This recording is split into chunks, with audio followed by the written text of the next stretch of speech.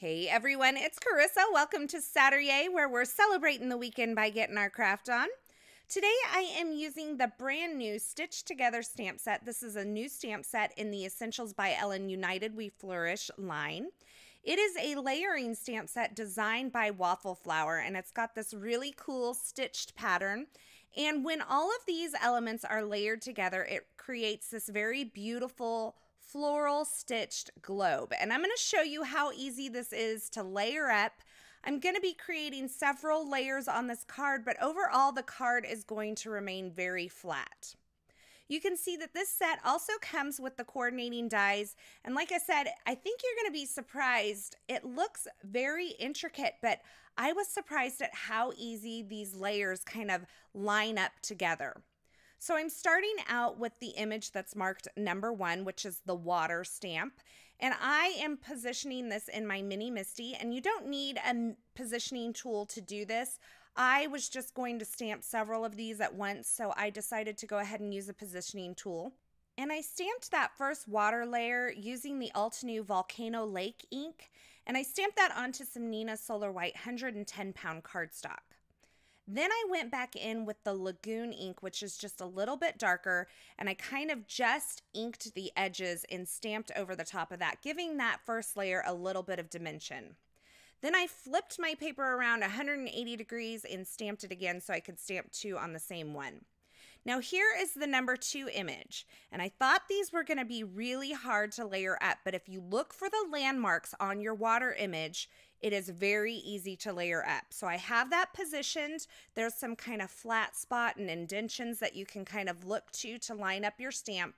And I stamped that first floral layer in some pink pearl ink from Altenew. Then I positioned the number 3 layer. This is the second of the floral images, and I'm stamping that in some Coral Bliss ink from Altenew. And you can see my floral globe is coming together. Like I mentioned before, on the packaging, all of these layers are numbered, so it's super easy to figure out what layer to stamp next. And I did try it in kind of a different order, and it didn't work. So follow the directions and do it as you're supposed to do, and you should have no problem. So I lined up the leaves layer there, and I stamped that in some Altenew Just Green ink. And then I hit that with a heat tool because I'm going to do some embossing for the base of the globe. Now, by far, the base of the globe was the hardest one for me to line up, and it wasn't because I couldn't figure out where everything went. It's just because it's a little bit longer of a stamp, and it gets a little squirrely when you're kind of trying to wrap it around the edge of the globe. So just give it a little bit of patience, get one piece in place, and then you can kind of maneuver the top part if you need to. So you can see I prepped the surface using my powder tool. I stamped it in some Versamark ink, and then I added the Brutus Monroe Gilded Embossing Powder, and now I'm heat setting that. Now I was lining up my dies here to die cut this out, and I decided, well, why not cut the hearts at the same time? So I went ahead and stamped those along the side of these globe images, and I'll use the coordinating heart die to cut those out, and I'll do it all at once when I'm doing my globes. And you can see I'm just using a little bit of delicate surface painter's tape to hold my dies in place as I run these through my Gemini Junior to die cut these. Now when I pull these out, I have this beautifully die cut globe image.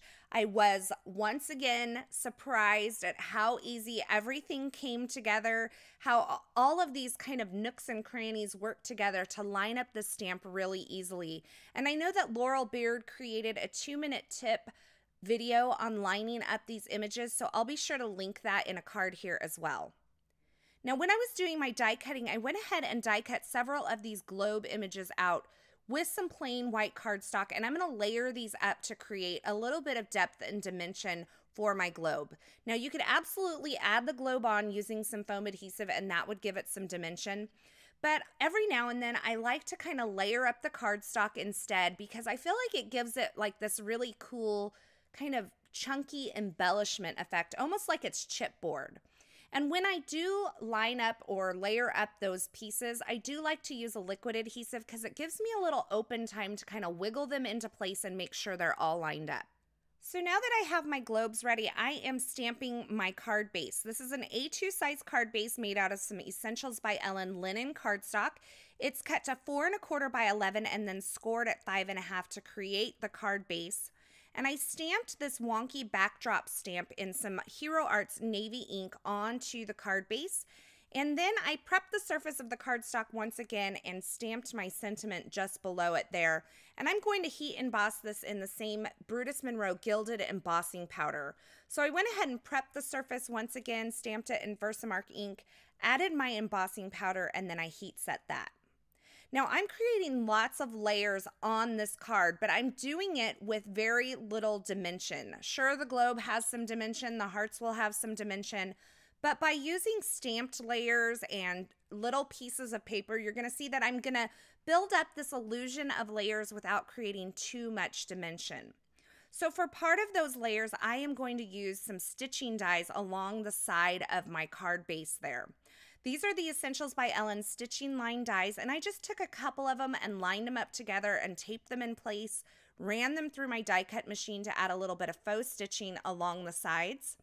And now I'm taking some various pattern papers and vellums and cutting little banner shapes out of those. And I'm going to keep them together using my tiny attacher there. That's kind of a little trick I use when I'm creating kind of these banner groupings. And I'm going to adhere those onto that stamped background there using a little bit of tape runner adhesive. I'm just going to press those on.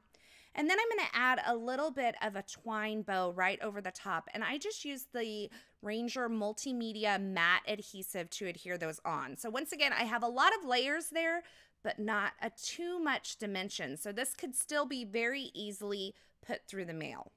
So I just added a little bit of tape runner adhesive to the back of that globe image and added that onto my card base. And now I am adding a couple of little hearts. One is stamped in Heartbeat ink. The other is stamped in Coral Bliss ink, just to kind of give it a little bit of variance there. One's kind of on the card base, one's raised up off of the globe there, and that gives it a little bit more depth and dimension as well. To add a little bit of shimmer to the hearts, I just used my Tonic Nouveau Aqua Shimmer pen. Then I added some sequins, and then I saw these little tiny stamps on the stamp set that I hadn't seen before.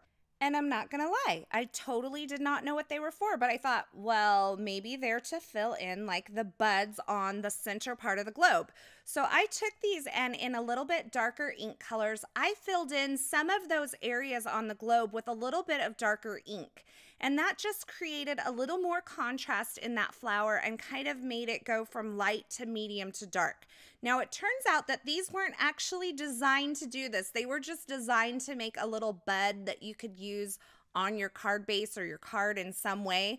But I think it was a great way to kind of use these. And the very smallest of that stamp, I kind of went throughout the globe and added a little bit of darker ink to certain areas as well. So you can absolutely use them to fill in the buds on your globe, or you can use them on your card base, or use them however you want because it's your card.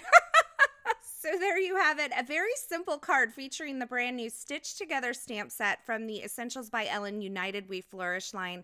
I love how this globe looks when you get all of those layers stamped together. And I think it's kind of one of those things where you don't expect it to look like that, judging by the stamps that are actually on the stamp set, but it comes together so beautifully. As always, I will have links to the featured supplies in the description at YouTube, but head on over to the Coordinating Classroom blog post. Over there, I'll have more still shots, more information, and a complete list of supplies. Thanks for stopping by today. Thanks for watching. I hope you enjoyed this video. Happy Satur-YAY, and until next time, I hope you have a fabulous day. Hey, thanks for hanging around to the very end. You know, if you've made it this far, you are my very favorite. If you want to subscribe to our YouTube channel, click that button on the left side of the screen. And here's a couple more video tutorials I thought you might enjoy.